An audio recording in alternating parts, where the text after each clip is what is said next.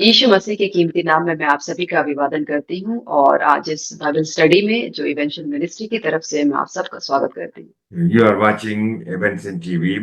I am Professor Dr. Ebenson James. For today's Bible study, let us turn to the Gospel according to St. Mark, chapter 7, verses 1 to 13. और आज की Bible study के लिए हम देखेंगे मरकुस रचित सुसमाचार उसका 7 अध्याय उसका 1 से 13 वचन। Read it in Hindi. तब फरीसी और कुछ शास्त्री जो यरूशलेम से आए थे उसके पास इकट्ठे हुए और उन्होंने उसके कुछ चेलों को अशुद्ध अर्थात बिना धोए हाथों से रोटी खाते देखा, क्योंकि फरीसी और सब यहूदी पूर्वजों की परंपरा पर चलते हैं और जब तक भली भांति हाथ नहीं धो लेते तब तक नहीं खाते, और बाजार में आकर जब तक स्नान नहीं कर लेते तब तक नहीं खाते। और बहुत सी अन्य बातें हैं जो उनके पास मानने के लिए पहुंचाई गई हैं, जैसे कटोरों और लोटों और तांबों के बर्तनों को धोना माजना। इसीलिए उन फरीसियों और शास्त्रियों ने उनसे पूछा, तेरे चेले क्यों पूर्वजों की परंपराओं को पर नहीं चलते और बिना धोए हाथों से रोटी खाते हैं? उसने उनसे कहा, यशायाह ने तुम कपटियों के विषय में बहुत ठीक भविष्यवाणी की, जैसा लिखा है, ये लोग होठों से तो मेरा आदर करते हैं पर उनका मन मुझसे दूर रहता है।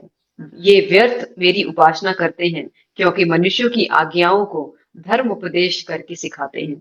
क्योंकि तुम परमेश्वर की आज्ञा को टालकर मनुष्यों की रीतियों को मानते हो। उसने उनसे कहा, तुम अपनी परंपराओं को मानने के लिए परमेश्वर की आज्ञा कैसी अच्छी तरह टाल देते हो।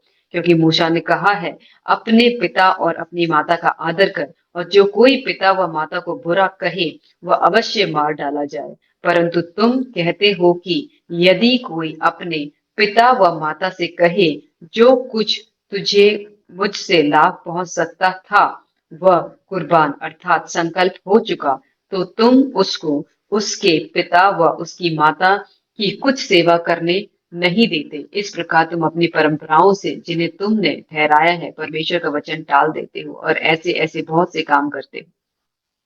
An official delegation of religious leaders from Jerusalem came to evaluate Jesus' ministry. और जितने भी वहाँ पे शास्त्री और फरीसी थे जो धर्म की शिक्षा देते थे, वो सब कोई यीशु मसीह की जो सेवकाई थी, जो मिनिस्ट्री वहाँ पे वो कर रहे थे, उसको देखने के लिए आए। But the way they actually evaluated Jesus was wrong. लेकिन जिस तरीके से वो यीशु को परख रहे थे वो गलत था। First of all, they already made up their minds about Jesus. और सबसे पहले ही उन्होंने यीशु मसीह के लिए अपने एक दिमाग को उन्होंने एक सोच को बिठा लिया था। Secondly, they did not evaluate Jesus against the measure of God's word. और उन्होंने यीशु मसीह को परमेश्वर के वचन के अनुसार नहीं परखा था। They evaluated Jesus against the measure of their religious traditions. और उन्होंने यीशु मसीह को जो था उनके पूर्वजों की जो परंपराएं थी उसके हिसाब से उसको परख रहे थे। These washings were commanded by tradition, not by scripture. और ये जो हाथ धोना ये सब चीजें जो थी वो पूर्वजों की परंपराएं थी, ये शास्त्रों में नहीं लिखा था। The religious leaders knew this, yet they still criticized the disciples for not obeying their tradition. और तब ये शास्त्री और जो फरीसी थे उनको पता था कि ये जब वो उस परंपराओं को नहीं मान रहे तो वो उसके चेलों को वो नीचा दिखा सकते हैं। There was also the oral law, which was man's tradition above the written law. और उन लोगों ने जो थी कि मनुष्यों की जो बातों से करी हुई चीजें थी उसको उन्होंने धर्म उपदेशक बना के वो बताते थे। It was Jesus' failure to support the validity of the oral law which made them an object of concerted attack by the और scribes. और तब उन्होंने इस चीज को की कि परमेश्वर की आज्ञा को टाल कर वो मनुष्यों की रीतियों को वो मानते रहते थे। Those who refused the ritual washing, they excluded and discouraged them from coming to God. और और जो लोग इन पूर्वजों की परंपराओं को नहीं मानते थे वो उसको हटा देते थे और उसको परमेश्वर के पास आने नहीं देते थे। It is possible to have the image of being spiritual but actually far from God. और ये हो सकता है कि आपका एक ऐसा इमेज हो सकता है कि आप बहुत ही आत्मिक हैं, लेकिन आप बहुत दूर हैं परमेश्वर से। This was exactly the case with the religious leaders. और यही केस था जो वहाँ के धर्म गुरु थे उनके साथ। They were teaching as doctrines the commandments of men. और वो लोग जो भी डॉक्टर्स जो थे वो जिसका वो प्रचार करते थे वो मनुष्यों की आज्ञाएं थी। It gives man's word the same weight as God's word. और वो जैसे परमेश्वर के जो वचन थे उनको वो जो मनुष्यों के जो वचन थे उसको वो परमेश्वर का वचन कह के सुनाते थे।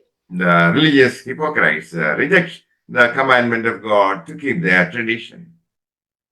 और जो वो लोग थे वो परमेश्वर की आज्ञा को वो टाल कर मनुष्यों की रीति को वो मानने लगे। The Old Testament clearly teaches the responsibility of children to honor their parents. और जो पुराना नियम है वो बताता है कि अपने माता पिता का आदर करना है। According to the religious teaching, a son could say, whatever possession he has, he is devoted to God. और ये जो पुराना नियम है वो ये चीज कहता है कि जो कोई भी उसके पुत्र के पास जो भी चीजें होती है वो उसको परमेश्वर को देना है। They were exempted from helping their parents. और उनको इस चीज से रोका गया था कि वो अपने माता पिता की सेवा नहीं कर पाते थे। That was the teaching of our religious tradition. और वो यही यही उनकी शिक्षाएं थी, परंपराओं की, पूर्वजों की परंपराओं की। Simply declare it is dedicated to God. और ये सिर्फ बता देते हैं कि ये परमेश्वर को डेडिकेट किया गया है। They are making the word of God of no effect through their tradition. और वो परमेश्वर के वचन को कोई भी इफेक्ट नहीं करने देते थे, सिर्फ उसको मनुष्यों की ही चीजों को वो करते थे। May the Lord bless you all with these words. Amen. परमेश्वर आप सबको इन वचनों के द्वारा आशीष करे। आमीन।